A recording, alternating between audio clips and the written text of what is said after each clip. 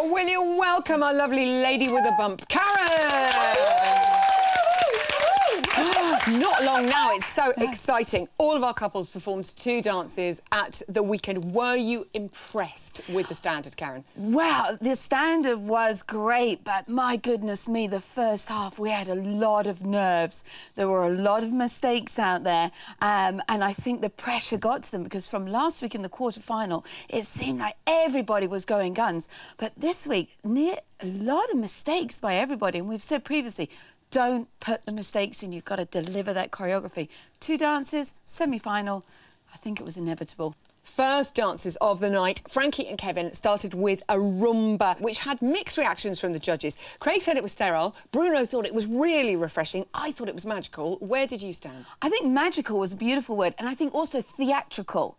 A big gamble. We see some gambles in the semi-final. Some are very, very dangerous. This could have gone one way or the other, but I have to pick up on something very magical. Light and shade here.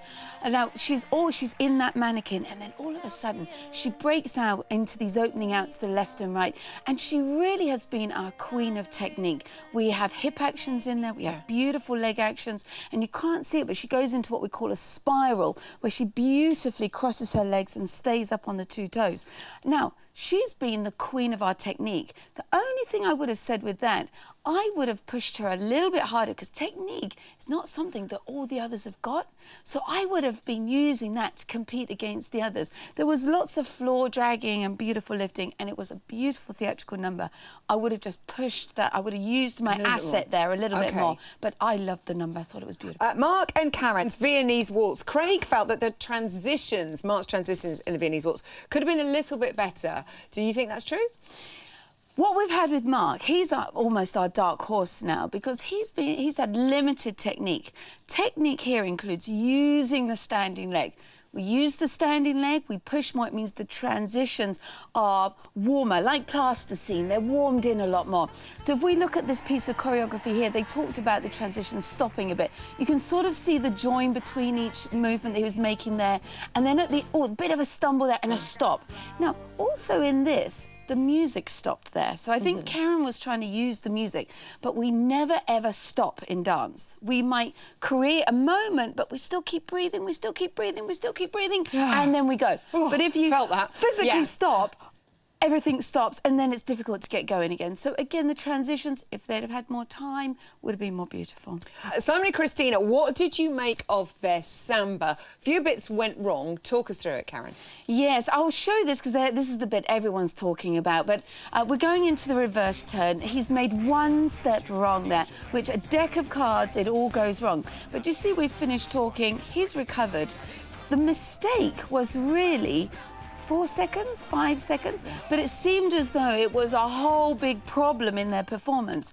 This was a fantastic samba for a semi-final. There was so much content and choreography in there.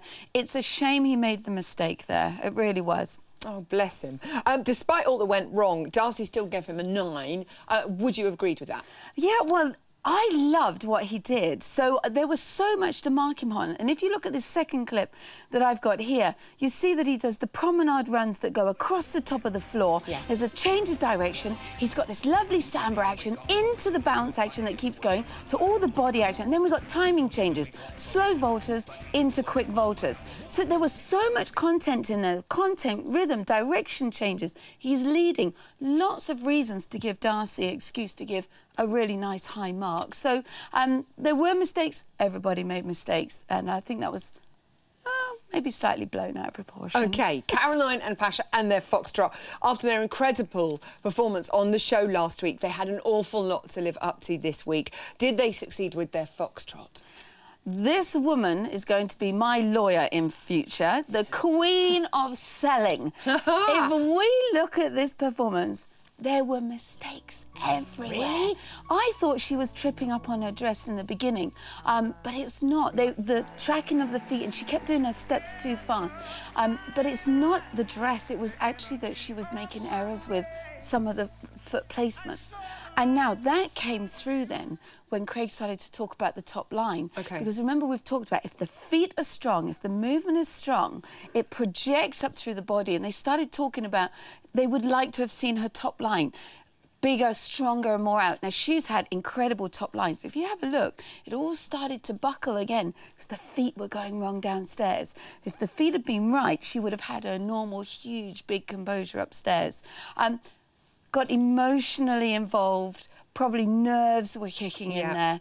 It was an incredible number, but very, very cleverly sold. OK, we will talk more because we get an extra dollop of Karen as she casts her eyes over the second routines. But for now, Karen Hardy!